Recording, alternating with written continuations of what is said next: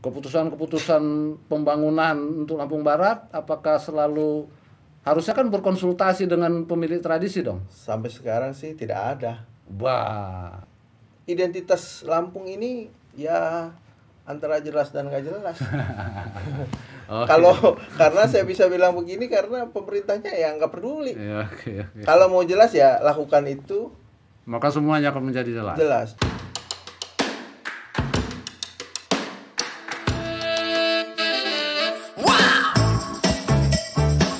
Come on, can you groove it over? Nah, Bung Doni, ada yang menarik juga ini, minimal buat Kuldon. Bung Doni ini adalah Saibatin Margaliwa dengan gelar Sultan Pangeran Indrapati Cakra Negara ke-7 dari Margaliwa.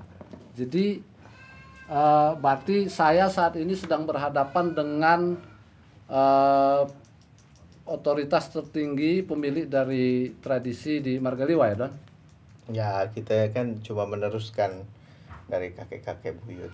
Jadi Margaliwa itu secara genealogis dia meneruskan jurai lurus mempunyai rupa dari garis ratu.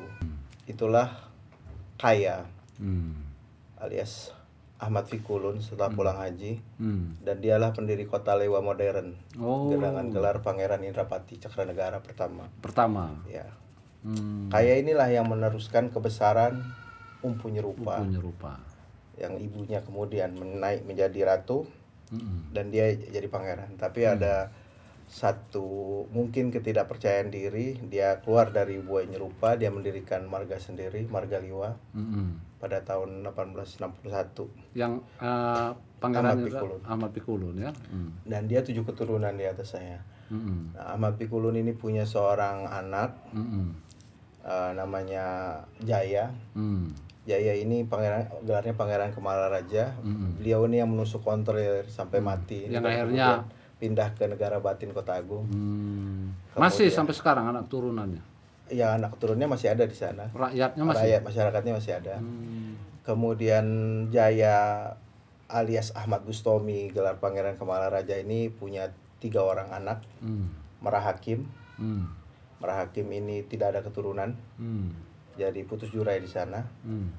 Kemudian Merahdani itu yang menurunkan saya. Yang ketiga Merahadis. Merahadis kembali ke Sukau. Menjadi yang menurunkan sekarang Saibatin Paksi Buaya Nyerupa sekarang. Merahakim ini walaupun dia ada anak perempuan kalau tidak salah, tapi dia tidak mewarisi kebesaran akannya. Kebesarannya itu justru turun ke Merahdani. Merahdani ini punya banyak anak. 2 diantaranya adalah Pangeran Suhaimi. Merahdani ini menikah dengan Siti Fatimah, yaitu putri tertua Saibatin Paksi Buaya Pernong, dan dia semanda ikut. Jadi dia memerintah di 2 tempat. Ya, dua ya. Dia memerintah di Margaliwa dan Paksian Pernong. Nah, di Kepaksian Pernong kebesaran dia diturunkan ke anak laki-laki dia, Pangeran Suhaimi yang nulis puisi. Oh, yang buyut tadi. Ya, kemudian yang di Margaliwa dia turunkan ke anak perempuannya Cik Mas Ratu. Nah, Pangeran Suhaimi dengan Cik Mas Ratu ini berbesan. Jadi padahal kan dia ini ya, saudara kandung. Saudara kandung ya. Pangeran Suhaimi punya anak namanya Abdul Muiz, anak keduanya. Anaknya yang pertama namanya Pangeran Maulana Balian, ayah kandung Pak Dalam Edward Sapernong. Yang kedua Abdul Muiz. Abdul Muiz ini menikah dengan anaknya Cik Mas Ratu yang bernama Siti Maisuri, nenek saya. Jadi kakek nenek saya sepupu. Sepupu kandung. Sepupu kandung. Nah, dari beliau berdua ini ya ada ayah saya, turun ayah saya dan seterusnya ke saya. Jadi 7 generasi. Kalau diurut ada sekitar keturunan itu 27 ke Umpu Nyerupa ya. 27 keturunan. Tapi yang bergelar Pangeran Indrapati Cakranegara pertama sejak adalah Ahmad Pikulun. Nah, Margaliwa ini yang jurai langsung dari Umpu Nyerupa itu sama enggak dengan marga yang disahkan atau dibikin Belanda? Beda lagi? Beda. Karena dia berdiri atas kesepakatan semua paksi. Adat berarti? Ya, dia diakui atas kebesaran dia membawa kebesaran paksi buah nyerupa di Liwa. Nah, Yang versi Belanda ada memang. nah versi Belanda adalah pesirah. Oh ada ya. Nah, uniknya itu ada juga di tangan saya. Karena suami dari Cik Mas Ratu ini anaknya pesirah Margaliwa, Abdurrahman. Iya. Jadi semuanya ada di saya juga. Jadi Margaliwa pesirah dengan Belanda dengan yang Margaliwa yang punya itu ada di saya. Jadi kalau orang datang pun saya Margaliwa yang mana saya bilang gitu. Iya. Margaliwanya Indrapati atau Pangeran Abdurrahman. Jadi Pangeran Abdurrahman ini orang biasa. Dia bapaknya petani kopi yang paling besar lah. Dia punya ratusan hektar kebun kopi di Liwa masa kolonial. Dia punya anak Abdurrahman yang kemudian jadi pesirah Margaliwa melalui pemilihan demokratis. Abdurrahman punya anak namanya Muhammad Atorid, kuliah di ITB. Iya. Menikah dengan Cik Mas Ratu, lahiran nenek saya. Dan ya turun ke saya semua begitu. Wilayahnya Margaliwa ini di mana aja? Jadi aku harus panggil untuk sesi ini saya panggil Pun. Jadi wilayahnya di mana aja Pun itu? Artinya begini. Kalau panggilan-panggilan seperti itu kan mengikut tempat ya kan. Enggak, kita kan negara modern, hukumnya hukum positif. Jadi nggak berlaku di mana-mana kan. Sultan Hamengkubuwono kesini kan nggak perlu juga kita panggil Sultan, kan bisa dipanggil Pak Sultan boleh. Ya nggak apa-apa kan, aku mau panggil aja pokoknya jadi Pun. Nah wilayah Margaliwa ini di mana aja sih? Seluruh kecamatan Balik Bukit, Gunung Kemala, Krui, terus kemudian Negara Batin Kota Agung, Sinarwaya Krui, Sinarwaya Pringsewu, ada beberapa tempat lain. Pringsewu, Sinarwaya Krui sama pokoknya ada 2 tempat. Kok sampai mencar-mencar gitu? Karena persebaran masyarakat. Mereka masih mengakui? Masih mengakui, termasuk di Metro. Masih menganggap Pundoni sebagai sebagai mereka di bawah ada yang dari Dalom sendiri, ada yang jadi Sultan sendiri, tapi secara keadatan Pangeran Margaliwa satu. Mengakui mereka? Iya, masih di saya, tetap di saya gitu. Mengakui ya? Masih mengakui di saya. Berarti besar juga. Banyak rakyat berarti itu. Ya, rakyat kalau saya nggak nyebut rakyat ya, kerabat kan kita, kerabat keluarga. Adat masih. Iya, masih ada lah. Nah, ini pertanyaan yang penting ini sekarang. Tradisi itu masih berjalan nggak? Masih. Tradisi itu masih berjalan. Artinya ada hal-hal yang di ibu kota, di negeri agung itu berjalan sehari-hari secara otomatis. Misalnya beberapa yang lalu ada keluarga meninggal. Ya prosesinya prosesi adat. Karena isi dari laman gedung keluarganya Pangeran Liwa. Semua proses itu masih berjalan secara ritual otomatis. Masih. Itu di luar kontrol saya. Yes. Itu masih berjalan. Ada humas sendiri, ada yang mengurus urusan lain-lain, ada yang mengurus Saibatin Margaliwa, ada Sabah Dalom, ada tanah. Itu ada yang mengurus. Sabah Dalom itu apa ya? Sabah Dalom itu sawahnya. Tanah ulayatnya ya? Sawahnya. Sabah itu artinya sawah. Milik dari marga? Bukan, milik Saibatin pribadi. Oh, milik Saibatin. Iya. Itu ada yang ngurus. Jadi secara keadatan itu masih berjalan otomatis. Nah, hubungan Margaliwa dengan 4 paksi ini itu kan berbeda ya? Gimana itu? Margaliwa posisinya ini bagaimana? Posisinya independen, tidak di bawah semua paksi. Tapi hubungan darahnya jelas. Kakek saya dari Pernong kan. Kalau secara keadatan berarti dia bisa dikatakan sejajar? Ya, sejajar. Tapi kita bukan secara adat. Tapi kita bukan kerajaan. Yes. Kepaksian Pernong, Belungu, Nyerupa, Bejalan Diwa itu kesultanan kerajaan. Oh, itu kesultanan. Kesultanan. Mereka raja. Artinya 4 sultan itu. 4 sultan, ya kan. Sementara Margaliwa ini posisinya perhimpunan semua keluarga besar. Oh, begitu. Seperti Mangkunegaran dengan Pakubuwono di Solo. Okay. Kita seperti Mangkunegaran. Mangkunegaran kan tidak di bawah Pakubuwono. Kita punya pemerintahan sendiri. Tapi bukan kesultanan. Bukan. Kita bukan kerajaan. Kita perhimpunan, perserikatan keluarga-keluarga besar. Ya kalau ada orang nanya posisi saya siapa? Ya posisi saya Don Corleone lah. Ya Don Corleone ya. Jadi kayak semacam Godfather. Iya. Gitu ya. Karena ini bukan kerajaan. Kalau ada orang mengatakan Margaliwa itu raja, ya keliru ya. Agak keliru. Memang posisinya seperti raja. Dia kalau saya acara adat ada kasur 12. Kalau saya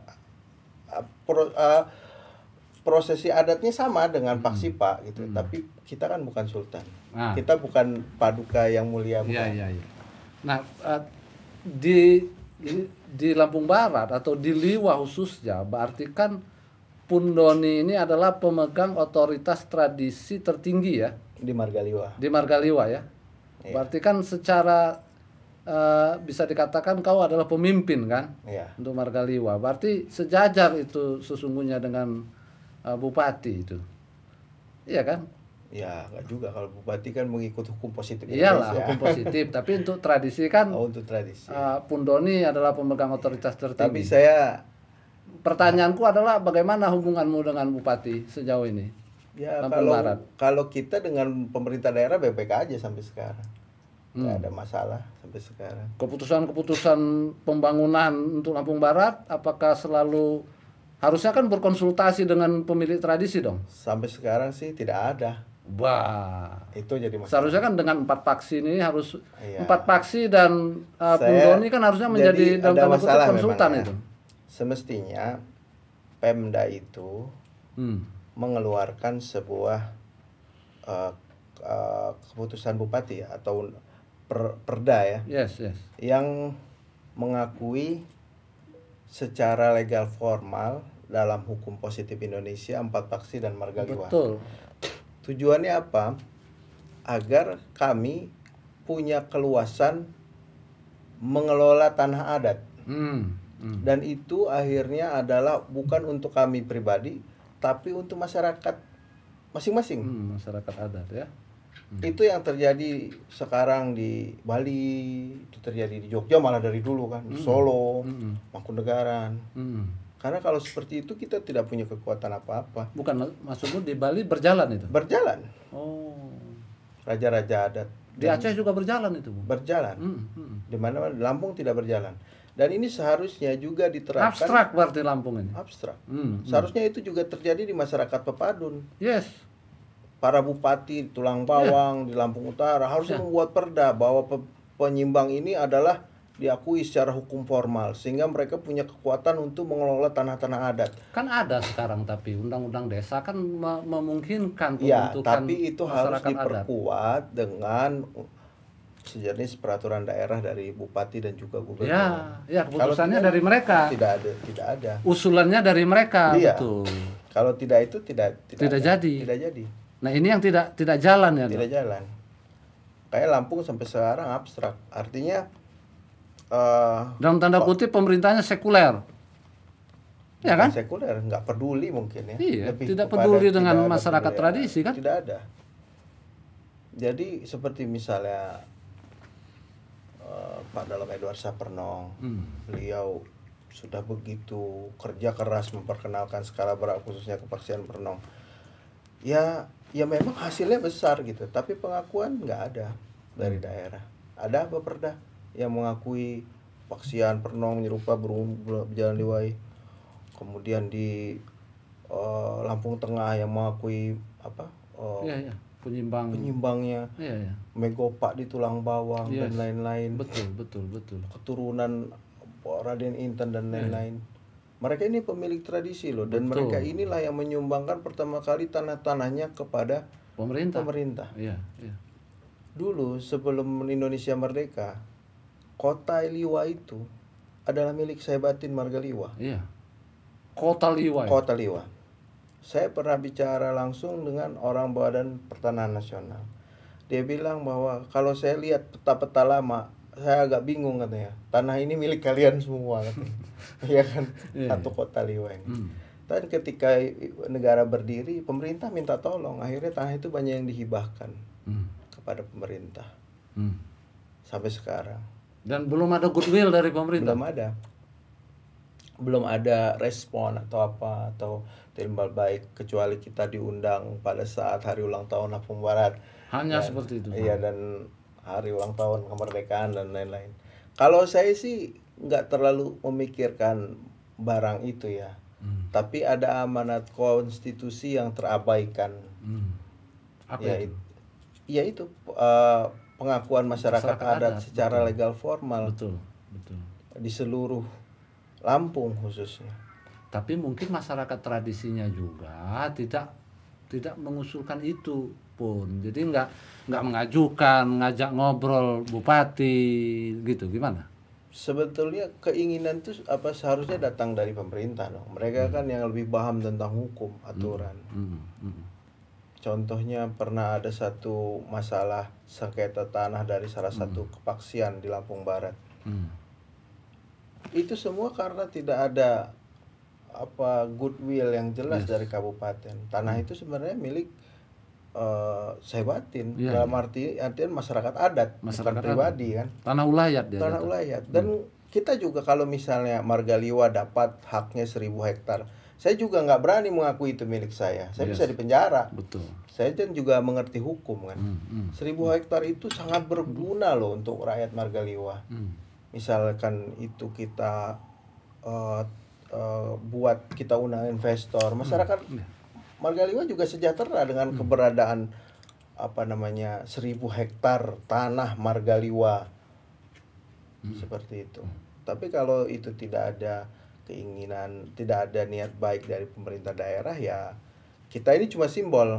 Ya, jatuhnya sampai sekarang simbol. Maka itu saya nggak pernah terlalu ngumpet-ngumpet amat ngurus gini kan. Yang penting saya sudah meneruskan tradisi dari ayah saya. Itu turun ke saya. Kalau ada perdebatan lain, saya lebih baik ngurus yang lain. Karena itu hanya menghabiskan energi saya. Dan saya berbuat semampunya lah. Kalau saya ditanya bagaimana pembangunan Lampung Barat, saya kasih masukan. Kalau nggak ditanya, ya saya diam. Seperti itu. Ya, karena ini penting. Seperti ada pernah di salah satu obrolanku dengan Bung Edi, waktu itu kan seharusnya penguasa, pemerintah, bupati kah, gubernur kah kan juga memegang sanad dari pemilik tradisi kan. Iya, betul. Pemilik tradisi, penyimbang, Saibatin kan harusnya menjadi semacam konsultan.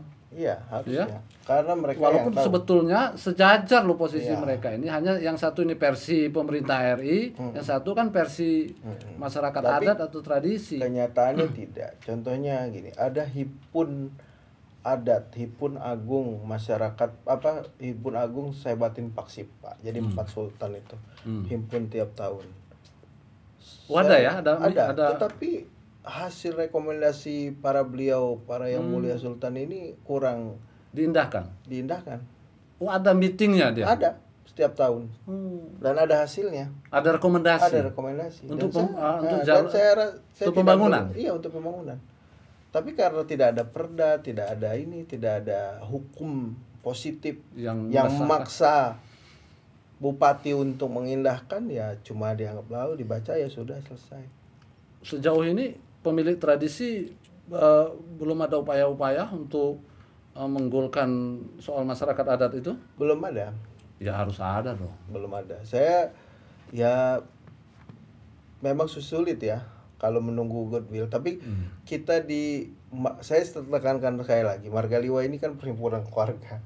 Jadi buat kami ya yang justru punya kepentingan lebih, bukan hanya kami, tapi juga Paksipa, para sultan. Ya beliau itu yang seharusnya punya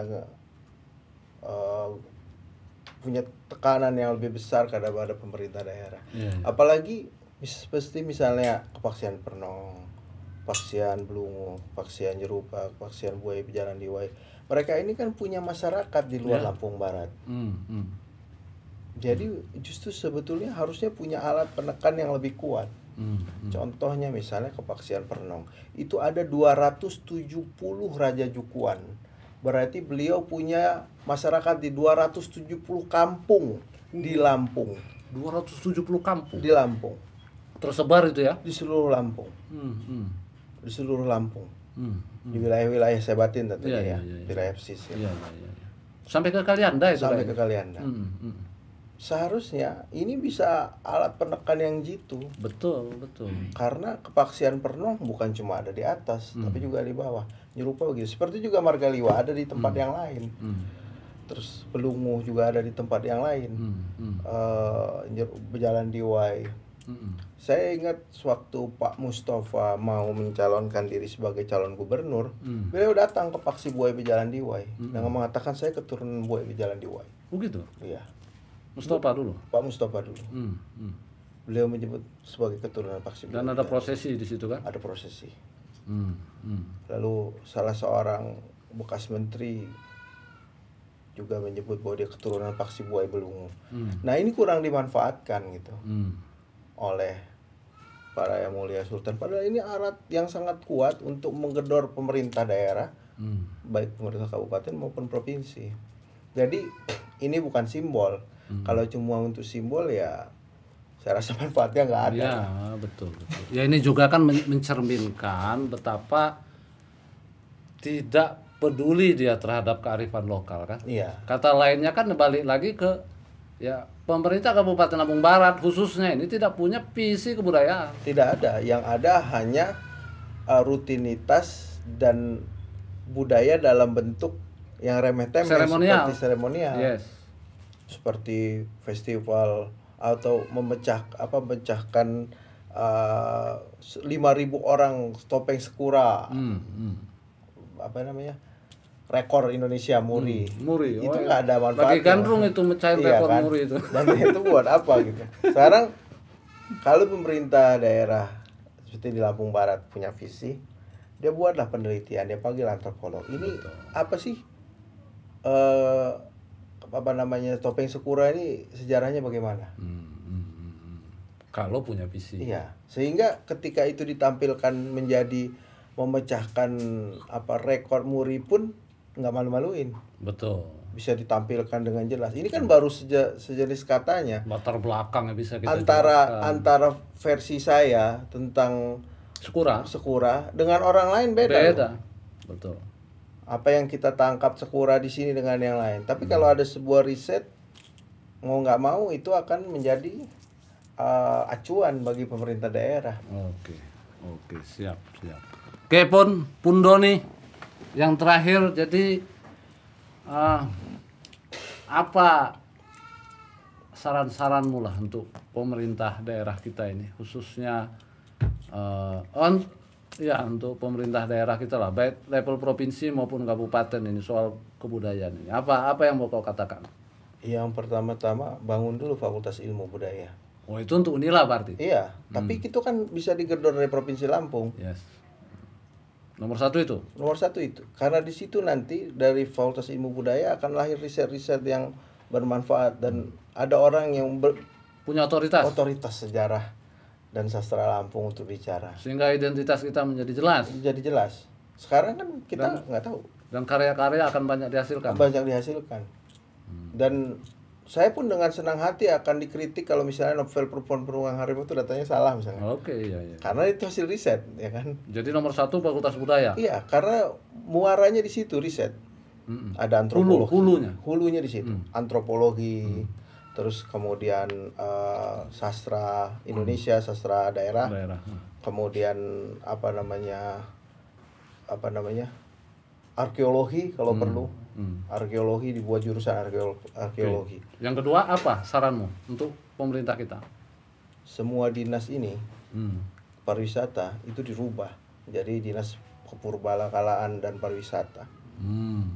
Itu kebijakannya dimulai dari situ. Jadi purbakala dulu baru pariwisata. Iya. Diriset semua dan itu mengagumkan. Oke, itu yang kedua ya. Yang kedua. Nah, kalau untuk pemerintah Kabupaten Lampung Barat sendiri, apa yang mau kau katakan? Buat perda itu. Perda yang mengakui secara resmi keberadaan Masyarakat 4 adat. faksi, margaliwa dan masyarakat adat, sehingga mereka bukan hanya sebagai simbol tetapi juga bisa menjadi mitra bagi Yes. pemerintah daerah. Untuk membangun. Sehingga hipun adat yang dilakukan oleh 4 faksi itu bukan seremonial dan menghabiskan anggaran. Jadi setiap tahun ada masukan untuk apa-apa dan lain-lain. Itu saran untuk pemerintah kabupaten. Kabupaten Lampung Barat terutama. Nah, di Lampung Barat itu perlu dibuat kepurpakalaan dan pariwisata. Ya, karena asetnya besar ya. Asetnya besar. Sehingga pemerintah pengelolaan situs-situs kuno itu tidak hanya bergantung kepada pemerintah pusat. Iya, BNPB Iya. BNPB Banten tuh. Belum lama Bandung, ditemukan reruntuhan candi di Ranau, Jepara ya. Jepara. Itu wilayah masuk Sumsel.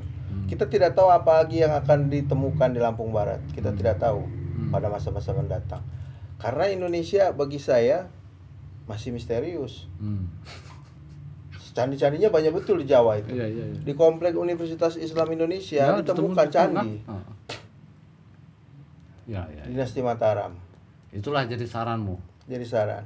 Jadi Karena apa yang namanya? pertama kampus hulu buat riset dan lain-lain. Nomor 2 Kemudian tadi. pemerintah daerah. Enggak mengubah dinas menjadi purbakala dan wisata. Dengan begitu, dengan adanya dinas kepurbakalaan itu nanti akan datang arkeolog. Ya. Pemda akan merekrut PNS arkeolog, Ya. antropolog dan lain-lain, dan mereka akan melakukan riset. Yes. Dan nanti Lampung bisa berdiri dengan kepala tegak dan punya identitas dan sejarah. Betul. Khusus untuk Kabupaten Lampung Barat tadi, nomor 1 mengusulkan perda soal pengakuan masyarakat adat. Iya. Yang kedua diaktifkan lagi Diaktifkan lagi. kepurbakaan dan sejarah. Karena ada di beberapa daerah saya melihat itu Jalan ya. jalan. Nah, untuk penulis apa saranmu? Penulis yang ada di Lampung ini, apa saranmu? Atau arahan-arahanmu? Saya nggak bisa memberi arahan, Pak. Oh. Kalau saya dari diri saya sendiri ya, saya menulis sesuai dengan yang saya tahu lah. Oke. Jangan menulis dari sesuatu yang kita tidak tahu. Ya. Saya masih ingat dulu sahabat saya Rilda Taneko pernah ditelepon kawannya, seorang penulis. Kawannya bertanya, gimana keadaan salju di Inggris? Bagaimana keadaan musim dingin di Inggris, musim panas di Inggris? Karena dia mau nulis soal Inggris rupanya. Saya mau nulis tentang itu. Rilda Taneko ketawa katanya. Kenapa sih harus menulis tentang itu? Cuma ingin kelihatan keren.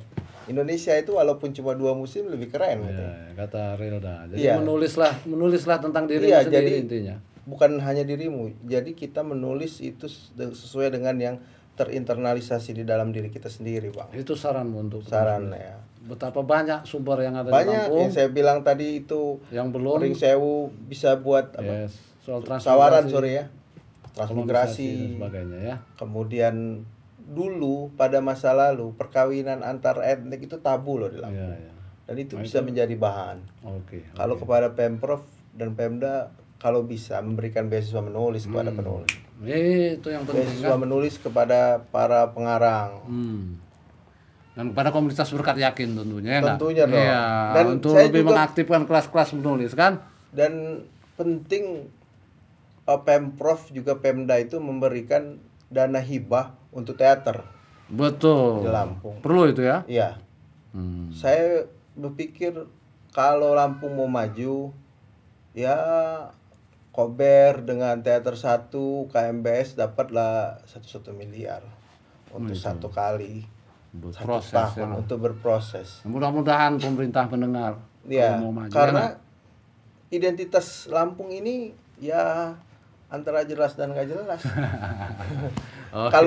Karena saya bisa bilang begini karena pemerintahnya ya nggak peduli. Ya, oke. Kalau mau jelas ya lakukan itu Maka semuanya akan menjadi jelas. jelas. Contohnya Insya Allah. begini, saya ambil contoh. Perdebatan misalnya tentang masyarakat Betawi. Ini kalau saya tidak salah, kalau saya salah tolong diluruskan. Akhir-akhir ini kan banyak penelitian tentang kerajaan Segara Pasir, Salaka Negara, yang ada di Bekasi, yang ada di Tangerang. Itu menghasilkan satu riset, menghasilkan satu kesimpulan bahwa itulah salah satu asal dari orang Betawi. Harusnya kita juga melakukan. Kita kalah sama orang Betawi. Orang Betawi sekarang sudah punya identitas dan dia bisa ke Bala Tegak. Dia bilang leluhurnya dari sebuah kerajaan.